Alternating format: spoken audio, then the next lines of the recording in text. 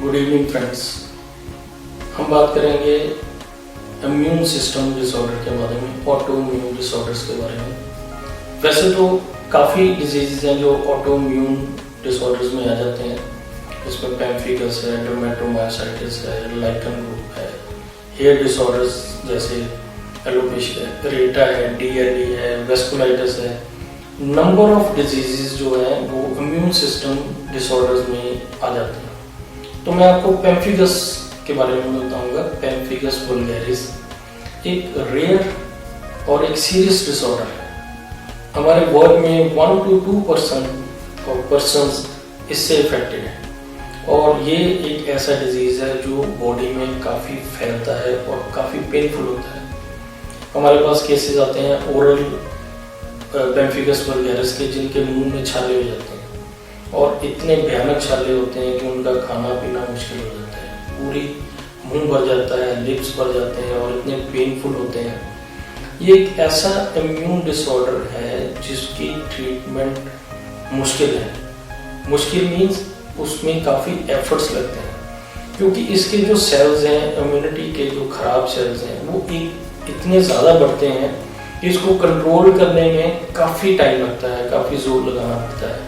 और पेशेंट जब हमारे पास आता है तो वो कंडीशन उसकी काफ़ी आगे बढ़ी हुई होती है, क्योंकि इनिशियली वो इधर उधर मेडिसिन करके जब हमारे पास आएगा तो उसको टाइम पीरियड ज़्यादा बढ़ने के कारण डिजीज जो है डीप रूटेड ज़्यादा हो जाता है। इम्यूनिटी क्या है? एक व्याधि क्षमता बोलते हैं इसको आयुर्वेद में।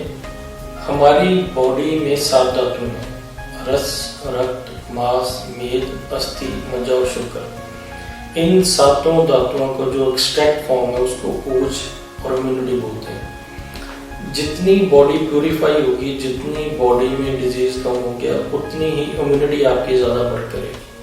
और जो डिजीज है, छोटी छोटी प्रॉब्लम्स है जो इम्यूनिटी को एनहेंस करने में हेल्प नहीं करती, उसको डिग्रेड करती हैं, उतना ही कोई ना कोई इम्यून सिस्टम डिसऑर्डर आपकी बॉडी में पैदा हो सकता है। पैम्फिगस वल्गैरिस में आपकी जो बॉडी की इम्यूनिटी है उसने डिजीज सेल बनाना शुरू किए। बॉडी के जो नेचुरल वात पित्त कफ है उसका बैलेंस जो खराब हुआ, आपकी डाइटरी फैक्टर, जनरल फैक्टर और कई फैक्टर्स के कारण, उसको खराब होने के कारण सर्कुलेशन में आए और डिजीज सेल बने। वो डिजीज सेल जहाँ डिपॉजिट हुए, ये डिजीज हुआ। तो हमने इसकी ट्रीट कैसे करना है? इसकी ट्रीटमेंट में सबसे पहले तो इम्यून सिस्टम जो फॉल्टी सेल बना रहा है उसको बनने से रोकना है। आपकी इम्यूनो मॉड्यूलेटरी मेडिसिन से इम्यून सिस्टम को एनहेंस करना है और डिजीज को कंट्रोल करने के लिए हमें ऑरल मेडिसिन और लगाने वाली एक्सटर्नल मेडिसिन दोनों को यूज करना है। आपकी बॉडी को बूस्ट करने के लिए, इम्यून सिस्टम को बूस्ट करने के लिए कई बार इसमें काफ़ी टाइम लगता है और अगर एक बार ये कंट्रोल में आना शुरू हो जाए तो ये डिजीज जड़ से भी खत्म हो जाता है। एक्चुअली जो फैक्टर्स आपको डिस्टर्ब कर रहे हैं, जिसके कारण ये बॉडी में इम्बैलेंस हुआ, अगर बार बार आप वही करेंगे तो ये बॉडी में बढ़ता जाएगा और डिजीज सेल और पैदा होते जाएंगे और हमें उनको शरीर से बाहर निकालने में और बॉडी को प्यूरिफाई करने में काफ़ी ज़्यादा मेहनत करनी पड़ती है। तो आपकी बॉडी को हमने डिजीज फ्री करने के लिए इम्यूनिटी का जो मॉड्यूलेशन है वो जरूरी है।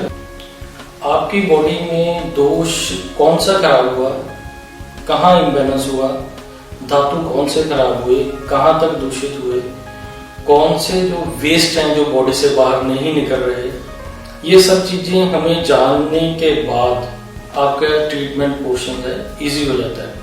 उसके बाद कई केसेस में हमने देखा है कि बॉडी के जो स्रोत हैं, जो चैनल्स हैं, वो बंद हो जाते हैं। उस बंद होने के कारण मेडिसिन का इफेक्ट कई बार कम मिलता है। हमने कई बार देखा है कि हम इतनी अच्छी मेडिसिन दे रहे हैं फिर भी उस पर इतना अच्छा रिजल्ट क्यों नहीं आ रहा, क्यों नहीं रिस्पॉन्ड कर रहा है।